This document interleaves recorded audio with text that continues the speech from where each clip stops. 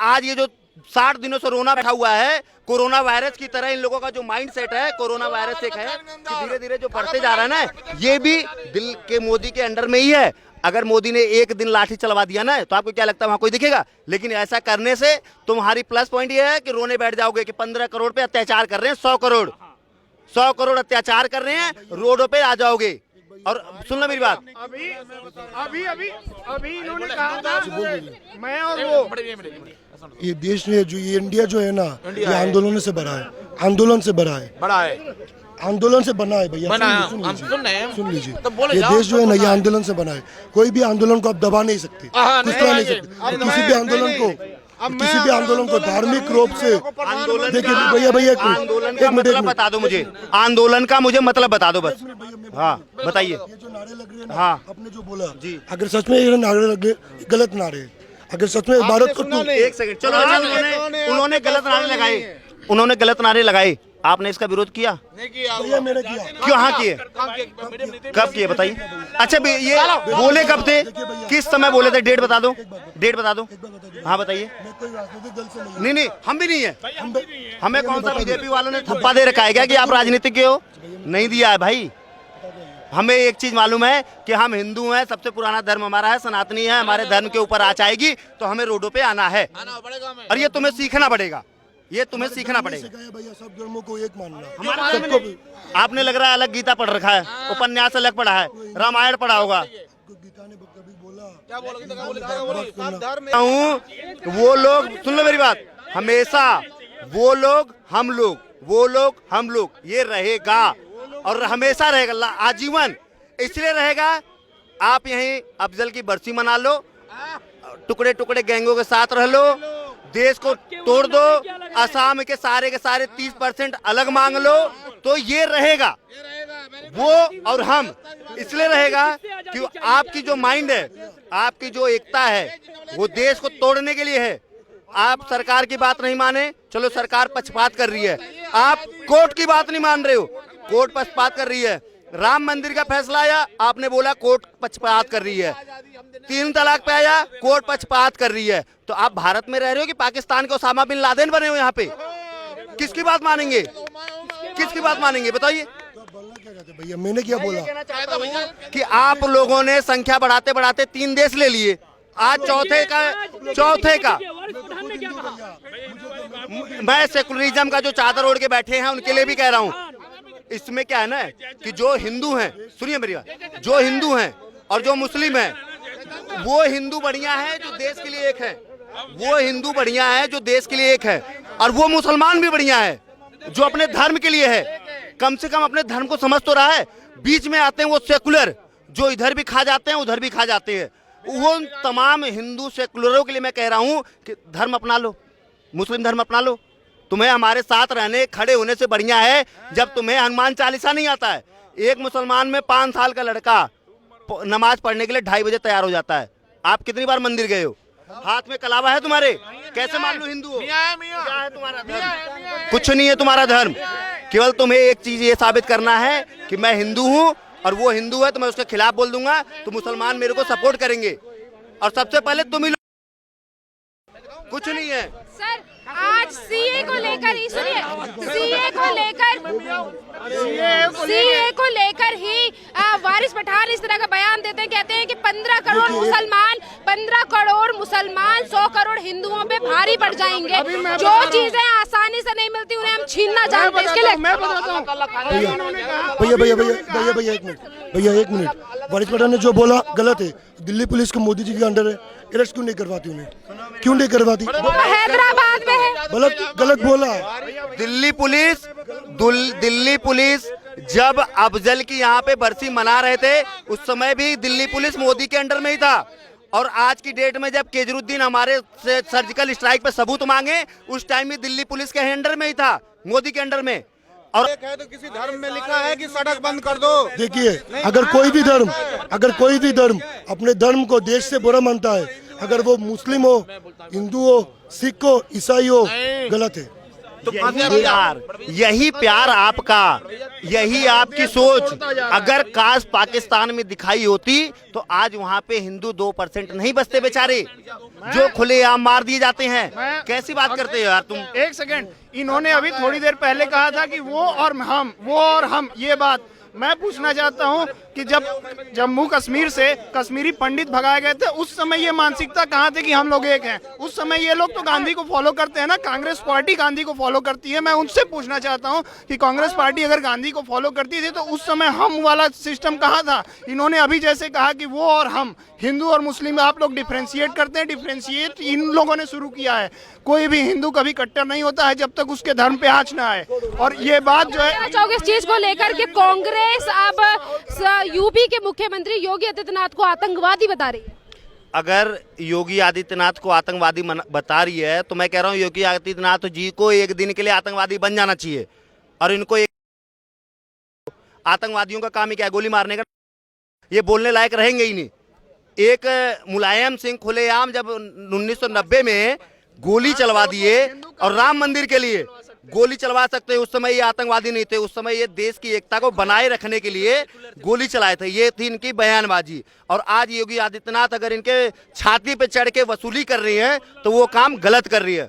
मतलब इन लोगों का एक ही चीज है कि कुछ भी आप काम करो मैं उसका विरोध करूंगा। वो आप चाहे उसका हिंदूवादी नेता बनो आप या मुस्लिमवादी नेता बनो, लेकिन आपने अगर हिंदुओं के लिए कुछ कर दिया, हिंदू मुस्लिम कौन बांटता है? हम तो नहीं बांटते। आप इतने 70 साले से यहाँ पे 7% से 30% हो गए। अगर हमने बांटा होता तो आप 30% कैसे होते भाई? हम भी आपको दबा के रखते। आज तक इन्होंने अमेरिका का एक भी खिलाफ आवाज उठाया कहीं से? ने पाकिस्तान ने उठाया? जहाँ पे हर बंदा नंगा होके जाता है केवल पीछे मुस्लिम लगने से, चाहे वो फिल्म स्टार हो चाहे वो इमरान खान हो, इतनी तगड़ी चेकिंग होती है। शाहरुख खान तक के कपड़े उतरवा दिए। उसका विरोध किया उन्होंने? एक बार भी नहीं किया। चीन दाढ़ी बनाने पर प्रतिबंध लगा रखी है, नमाज तो बैन है, बुर्का बैन है, एक बार भी किसी ने विरोध किया? नहीं किया। हिंदुस्तान में आ जाओ तो भैया अफजल की बरसी मना लेंगे, कन्हैया कुमार को अपना बाप मान लेंगे, सरजिल इमाम इन लोगों के रिश्तेदार हो जाएंगे। तब ये सारे के सारे आ जाते हैं सेकुलरिज्म पे कि हमारा जो देश है वो तो सारे धर्मों से मिलके बना है। अरे सारे धर्मों से मिलके बना था, वो एक समय था। और आज की डेट में वही धर्म बढ़ गए। आपको दे दिया पाकिस्तान, इसीलिए दिया था कि आप जाओ उधर हम जाएं इधर। फिर भी आप यहाँ पे आए तो हम अब्दुल कलाम की तरह जितने लोग हैं आज भी उनकी रिस्पेक्ट करते हैं। मैं तो नहीं कहता कि राष्ट्रपति जी खराब थे, उनकी सोच खराब थी, वो तो भारत को आगे लेके चल रहे थे, एक धर्म को नहीं। सर इसी तरह से एआईएम के राष्ट्रीय प्रवक्ता वारिस पठान इस तरह का बयान देते हैं आज कि 15 करोड़ मुसलमान 100 करोड़ हिंदुओं के ऊपर भारी पड़ जाएंगे। और वो ये कहते हैं कि ये लोग कहते हैं कि औरतों को सामने कर दिया, वो कहते हैं कि अभी तो शेरनियां सामने आई हैं तो पसीने छूटने लगे तुम्हारे, अभी तो शेर आएंगे सामने। शेर पहली बात पंचर बनाने से फुर्सत मिलेगा तब सामने आएंगे, ठीक है? क्योंकि कोई ऑफिशियल डॉक्टर या इंजीनियर नहीं है। पंचर बनाएंगे तभी कमाएंगे और तभी खाएंगे। और दूसरी चीज़ कि ये जो 15 करोड़ की धमकी दे रहे हैं ना, एक बार केवल बीच में सरकार हट जाए तो आप शेरनी भी ले आओ, शेर भी ले आओ और 2-4 जंगल भी ले आना उठा के, फिर भी हम देखते हैं कि कौन क्या कर लेता है। अगर इतनी बोलने की आज़ादी, एक सरजिल अनुराग ठाकुर ने बोला देश के गद्दारों को गोली मारने के लिए सारे बंदे रोडों पे आ गए थे, सारे रोडों पे आ गए। सेकुलर हिंदू, जयचंद हिंदू जितने भी सोचते हैं ना कि मैं 5 लाख रुपए महीने का कमा रहा हूँ, इंजीनियर हूँ, मैं हिंदू हूँ, तो 5 लाख से तुमसे भी ज़्यादा पैसा कश्मीर में था जो अपनी माँ बहनों को छोड़ के आए थे केवल इसी धर्म के प्रति एकता नहीं होने की वजह से। आज भी वही हो जाएगा यहाँ पे। अपनी एकता दिखाने के लिए आप लोगों को ये नहीं है कि मैं ड्यूटी छोड़ दूँ, नौकरी छोड़ दूँ, सुबह शाम कम से कम मंदिर तो जाओ, पता तो चलेगा ना कि हमारा धर्म क्या है। आप सोच रहे हो कि मैं महीने में कमा रहा हूँ तो मैं सबसे बड़ा राजा हूँ। अरे तुमसे बड़ा राजा तुम उस भिखारी की तरह हो जो कल की डेट में अगर लागू हो जाए कि एक संविधान मानना पड़ेगा मुसलमानों द्वारा तो आपको मानना पड़ेगा। मैं ये नहीं कहता कि सारे मुसलमान गलत है, अरे भैया बहुत सारे सही हैं, बहुत सारे गलत हैं, लेकिन एक हिंदू के बयानबाजी पे वो सारे एक हो जाते हैं तो वो सारे ही गलत हैं। और एक मुसलमान बयानबाजी करता है, वारिस पठान का कितने लोगों ने अभी तक ट्वीट किया है कि उसने गलत बोला है? एक भी नहीं। एक सरदार दिख रहे थे मेरे को जो कह रहे थे कि मैं अपना फ्लैट बेच के वहाँ पे भंडारा चला रहा हूँ, बाद में पता चला कि ओवैसी के पार्टी के प्रवक्ता हैं दिल्ली में। तो ऐसी अफवाहें जो फैलाई जा रही थी और उसी अफवाहों पे सबने ध्यान दिया, उसके बाद हकीकत किसी भी मीडिया ने नहीं दिखाई। रवीश कुमार को जो अपना बाप मान के चलने वाले क्या दिखाएंगे वो लोग? सच्चाई क्या है, एकता क्या है?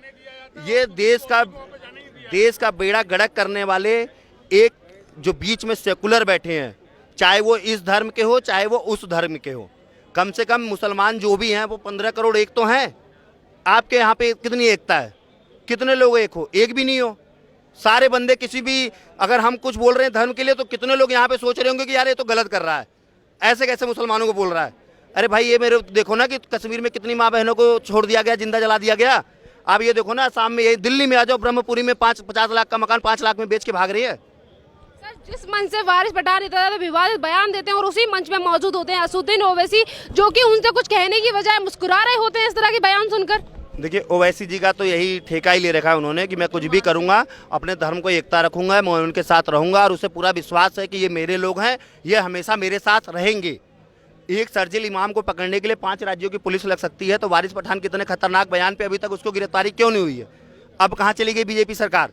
सब कहते हैं ना कि हिंदुओं की नेता है, हिंदुओं की सरकार है। ओवैसी 100 बार बोल चुके हैं देश के खिलाफ, क्यों नहीं गिरफ्तार करती इनकी?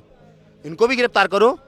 कन्हैया कुमार को क्यों नहीं गिरफ्तार करते हैं, जब केजरीवाल कह रहे हैं कि मेरे से क्या मतलब है, केंद्र के अंदर में पुलिस आती है तो पार्टियां एक नहीं होती हैं, पार्टी किसी धर्म की नहीं होती हैं, वो सरकार चलाती हैं। वो देखती हैं कि अगर उसको गिरफ्तार करूंगा वहाँ का रिएक्शन क्या होगा।